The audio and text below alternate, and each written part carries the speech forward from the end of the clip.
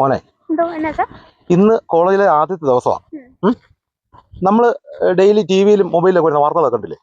നമുക്കൊരു പ്രശ്നം ഉണ്ടായിട്ടുണ്ടെങ്കിൽ ഓൺ ദ സ്പോട്ടിൽ പ്രതികരിക്കണം. അല്ല, ഇപ്പൊ കണ്ടില്ല, ഒരു പെങ്കൊച്ച് കാരണം ഇപ്പൊ ആരെന്ത് പറഞ്ഞാലും വിശ്വസിക്കാത്തൊരു കാലഘട്ടമായിട്ട് മാറിയിരിക്കുക. അതുകൊണ്ട് എന്ത് പ്രശ്നം ഉണ്ടായാലും ഓൺ ദ സ്പോട്ടിൽ പ്രതികരിക്കണം.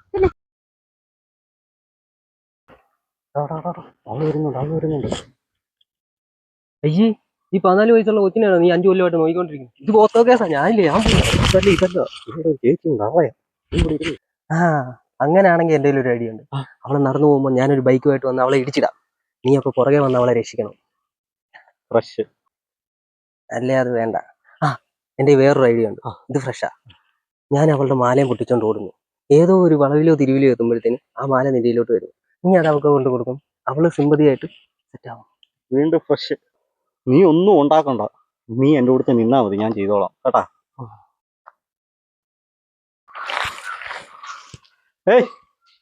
എന്തേട്ടാ?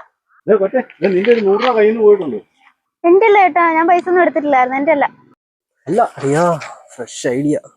അല്ല, കൊച്ചിന്റെ തന്നെയാ. കൊച്ചിന്റെ കയ്യിൽ നിന്ന് വീഴുന്ന ഞാൻ കണ്ടായിരുന്നു. അതല്ലേ, അതാ ഞാനും പറയാം. കൊച്ചിന്റെ ആണേ, കൊച്ചു ഫോൺ നോക്കി പോയതാണ്, കാണാഞ്ഞാ. ഞാൻ എന്റെ അല്ലെന്ന് ഒറ്റ പ്രാവശ്യം പറഞ്ഞില്ല. ഇത് എന്റെ അല്ല.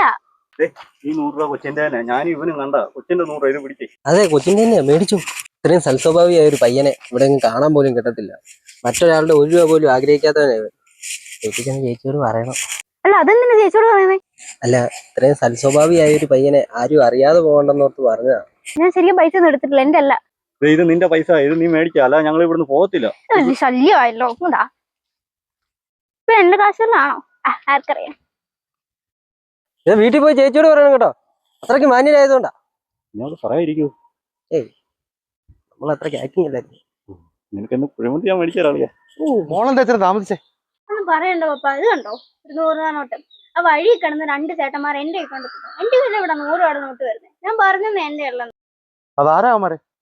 ആരാണോ എനിക്കറിയത്തില്ല അച്ഛാ. എന്നിട്ട് അവര് പറയാ ചേച്ചിയോട് പോയി പറയണോന്നൊക്കെ. ഓഹോ, നീ അവന്മാരെ എവിടെ വെച്ചാ കണ്ടത്? അവന്മാര് വഴി നിൽപ്പുണ്ടോ അച്ഛാ? വാ, വരുവാണെ ഞാൻ കാണിച്ചുതരാം. വാ, നമുക്ക് അവരെ ഒന്ന് കാണണം. അപ്പനെ കൂട്ടിക്കൊണ്ടൊക്കെ വരുന്നു.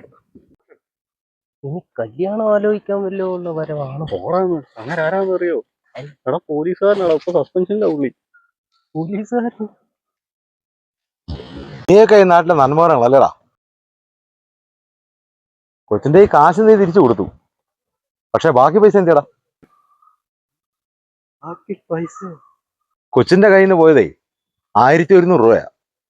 100 രൂപ നീയൊക്കെ തിരിച്ചു കൊടുത്തിട്ട് 1000 രൂപ നീയൊക്കെ കൂടി മുക്കിയല്ലേ? എവിടെയാടാ ബാക്കി പൈസ? 1000 രൂപ അകത്ത് പോകണ്ടേ, പൈസ കൊടുക്കടാ. മര്യാദക്ക് ബാക്കി കാശ് കൊടുത്തോ, അല്ലെങ്കിൽ കൊച്ചിനെ ശല്യം ചെയ്തതിന് അകത്ത് പോണോ? വേണ്ട സാറേ, കാശ് തരാം പറയടാ. തരാം സാറേ, കാശ് തരാം. പൈസ വന്നിട്ടുണ്ട്. പിന്നെ ഈ പെൺകുട്ടികളെ വഴിയിൽ തടഞ്ഞു നിർത്തിയുള്ള സഹായം ഇനി വേണ്ട.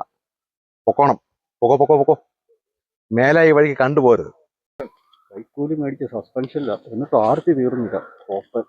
വെറുതെ 1000 രൂപ പോയല്ലോടാ. എന്തായാലും ഫ്രഷ് ഐഡിയ ആയിരുന്നു.